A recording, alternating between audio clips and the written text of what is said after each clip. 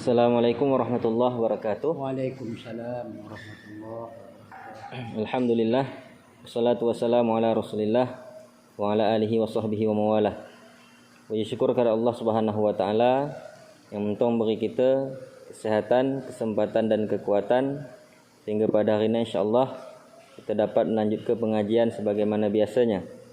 Salawat dan salam marilah sama-sama kita hatur kehadiran Nabi besar Muhammad sallallahu alaihi wasallam dan juga kepada para sahabat dan keluarganya sekalian. Mudah-mudahan kita senantiasa mendapat rahmat, nikmat dan syafaat hingga hari akhirat. Amin ya rabbal alamin. Bapak dan ibu-ibu yang dirahmati Allah Subhanahu wa taala. Insyaallah malam ni kita lanjut ke pengajian kita mentong terkait dengan hadis-hadis berkaitan doa-doa yang diajar oleh Rasulullah SAW di dalam solat.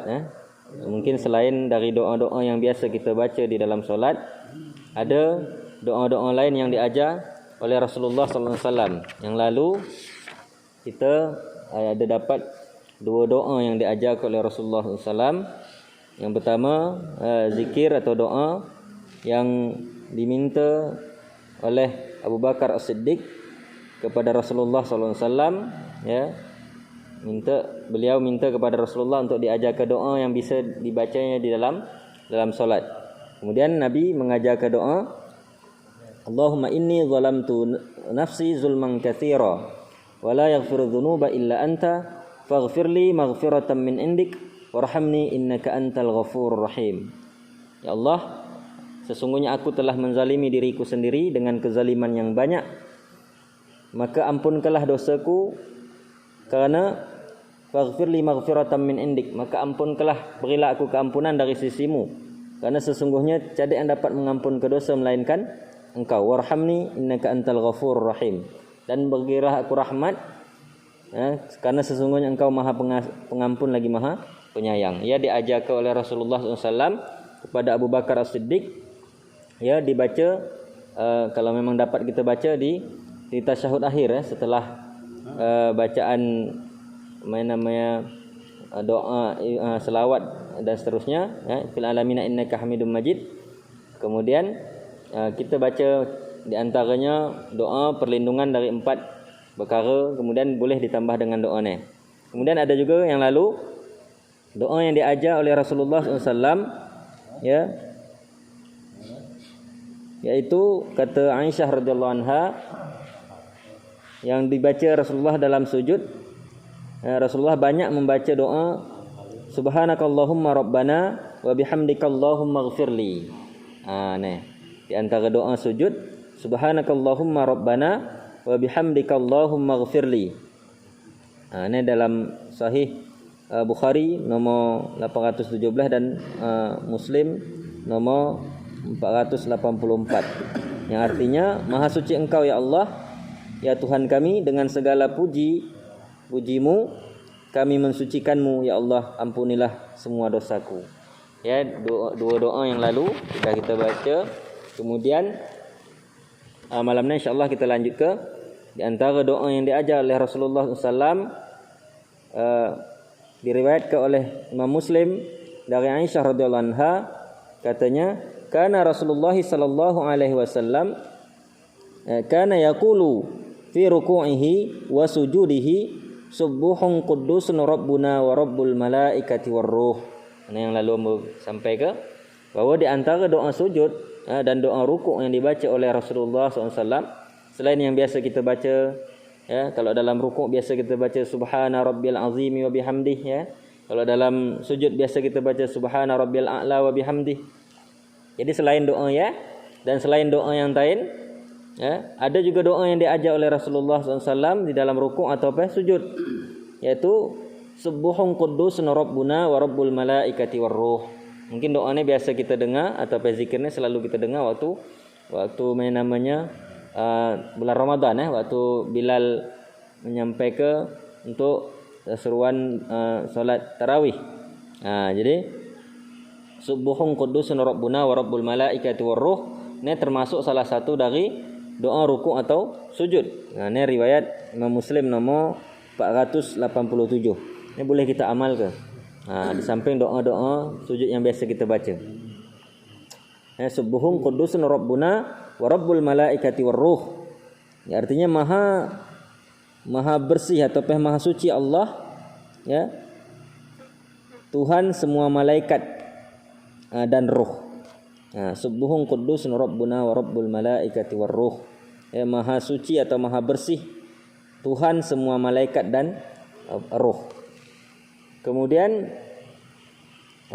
Imam Muslim meriwayatkan dari Abu Hurairah radhiyallahu anhu bahwa Rasulullah sallallahu alaihi wasallam bersabda, "Idza tashahhada ahadukum falyasta'iz billah min arba'.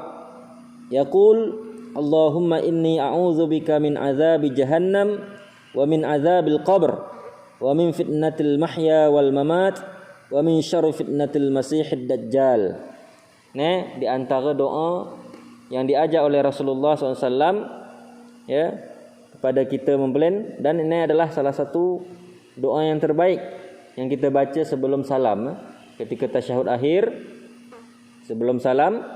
Maka ini diajar oleh Rasulullah untuk kita minta 4 perlindungan, minta perlindungan kepada Allah dari 4 perkara.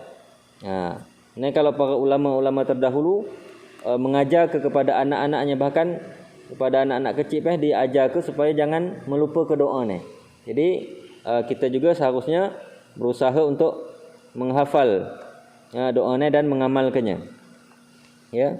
Allahumma inni a'udzubika min azabi jahannam wa min azabil qabri wa min fitnatil mahya wal mamat wa min syarri fitnatil masiihid dajjal. Ya. Yang artinya, ya, kata Rasulullah SAW dalam sebuah hadis ni, jika seseorang dari kamu selesai bertasyahud, artinya setelah baca doa tasyahud kemudian selawat, kemudian bacalah doa ni. Mana arti dari doa ni ten? Hendaklah engkau memohon perlindungan kepada Allah dari 4 perkara dengan membaca doa tain. Allahumma inni a'udzubika min azabi jahannam. Ya Allah, sesungguhnya aku memohon kepadamu, aku berlindung kepadamu dari azab neraka jahannam. Ya. Kemudian wa min azabil qabri, dan dari azab kubur.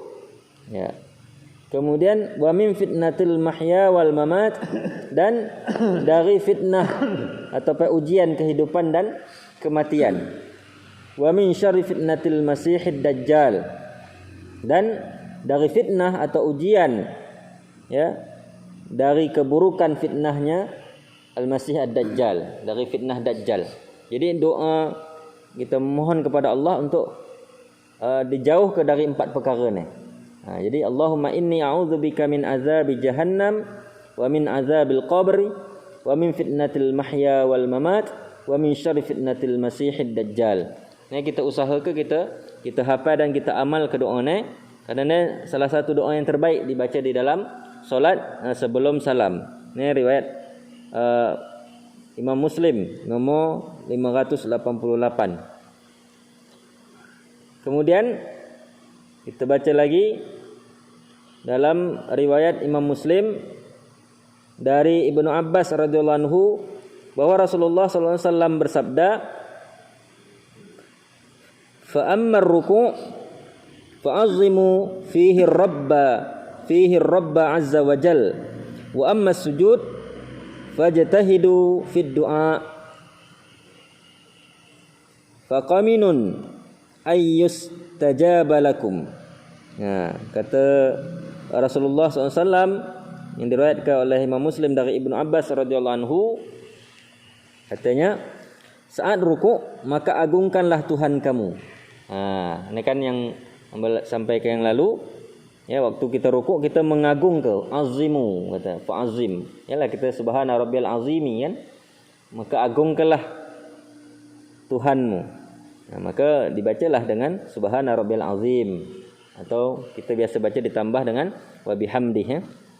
Kemudian adapun saat ketika sujud maka bersungguh-sungguhlah kamu dalam berdoa, karena pada saat tersebut doa lebih mudah untuk dikabulkan. Jadi waktu rukuk kita diperintah ke Allah atau Rasulullah SAW untuk mengagung ke Allah, subhana rabbil azimi wa bihamdi, ya kan? Sedangkan waktu sujud bersungguh-sungguh kita fajtahidu, bersungguh-sungguh kita berdoa kepada Allah, ya, sambil setelah kita baca subhana rabbil a'la wa bihamdi atau doa-doa yang lain tadi, maka bersungguh-sungguh kita berdoa kepada Allah. Kalau ada doa-doa yang lain, kalau doa yang bisa kita hafal doa-doa yang lain tadi, kita baca. Kalau umpamanya tidak hafal doa-doa yang lainnya, maka boleh kita berdoa dengan bahasa kita di dalam hati. Berdoa namanya aja di dalam hati yang baik-baik, kita lintas ke dalam hati, kita mohon kepada Allah Subhanahu wa taala, karena waktu paling dekat antara seorang hamba dengan Tuhannya adalah waktu sujud. Ya, waktu paling dekat kita dengan Allah Subhanahu wa taala. Maka mintalah kepada Allah mana yang kita minta, sesuatu yang terbaik kita minta kepada Allah Subhanahu wa taala. Ya, ini dia Imam Muslim meriwayatkan dari Abu Hurairah radhiyallahu anhu bahwa Rasulullah sallallahu alaihi wasallam bersabda, aqrabu ma yakunul 'abdu min rabbih wa huwa sajidun fakthirud du'a. Ini hadisnya. Saat yang paling dekat bagi seorang hamba dengan Tuhannya adalah saat ketika ia melakukan sujud. Oleh karena itu, perbanyaklah doa di saat sujud. Hadis riwayat Imam Muslim nomor 482. Jadi memang kita diperintah untuk sujud, untuk berdoa ketika sujud. Perbanyak doa ketika sujud, bukan cuma doa yang biasa kita baca, tapi boleh kita baca doa-doa yang lain. Karena kan banyak macam doa sujud, ya. Boleh ditambah dengan doa-doa yang lain. Kemudian Imam Muslim meriwayatkan dari Abu Hurairah radhiyallahu anhu bahwa Rasulullah sallallahu alaihi wasallam membaca dalam sujudnya. Mana juga doa sujud, ya. Kan banyak dah di antara doa-doa sujud, salah satunya juga Allahumma ghfirli dzambi kullah diqqahu wa jillahu wa awwalahu wa akhirahu wa alaniyatahu wa sirrahu. Ini di antara doa sujud. Allahumma ghfirli dzambi kullahu diqqahu wa jillahu wa awwalahu wa akhirahu wa alaniyatahu wa sirrahu. Ini di antara doa sujud. Artinya, ya Allah, ampunilah dosaku, baik yang kecil atau yang besar, baik yang terdahulu atau yang sekarang, baik yang aku kerjakan secara terang-terangan ataupun yang aku kerjakan secara sembunyi-sembunyi. Ini di antara doa sujud. Riwayat Imam Muslim nomor 483. Ini di antara doa-doa sujud. Jadi banyak, ya, doa-doa sujud. Di samping yang biasa kita baca subhana rabbil a'la wa bihamdi, boleh kita baca doa-doa yang lain, ya. Subhanakallahumma rabbana wa bihamdika Allahumma ghfirli, ya, termasuk doa sujud. Subuhun quddusun rabbuna wa rabbul malaikati warruh, ya, juga termasuk doa sujud. Termasuk yang netain Allahumma ghfirli dzambi kullahu diqqahu wa jillahu wa awwalahu wa akhirahu wa alaniyatahu wa sirrahu. Ini termasuk juga doa sujud. Jadi boleh kita amalkan kalau memang kita bisa menghafalnya, terutama ketika solat-solat sunat, ya. Kalau ketika solat fardu, ketika berjamaah mungkin waktunya tidak bisa lama-lama. Tapi waktu kita solat sunat, ya kan, mana lagi waktunya yang mungkin lapang, solat tahajud atau solat duha atau solat-solat yang lain, mungkin bisa banyak kita amal ke doa-doa dalam sujud, termasuk doa yang mungkin dalam bahasa kita tetapi kita niat kita lintas ke di dalam hati, ya. Mudah-mudahan dengan doa-doa yang kita belajar ni dan kita bisa amal ke, insya-Allah ditambah doa-doa yang lain, bisa semakin mendekat ke kita kepada Allah dan semakin memberi semangat kita untuk beribadah, mendekat ke diri kepada Allah Subhanahu wa taala. Sebagaimana yang disebut katain, waktu yang paling dekat antara seorang hamba dengan Tuhannya adalah waktu sujud. Maka perbanyaklah doa ketika sujud, insya-Allah. Mungkin kalau ada pertanyaan boleh terkait masalah ini atau masalah yang lain, silahkan dari bapak-bapak atau ibu-ibu sekalian.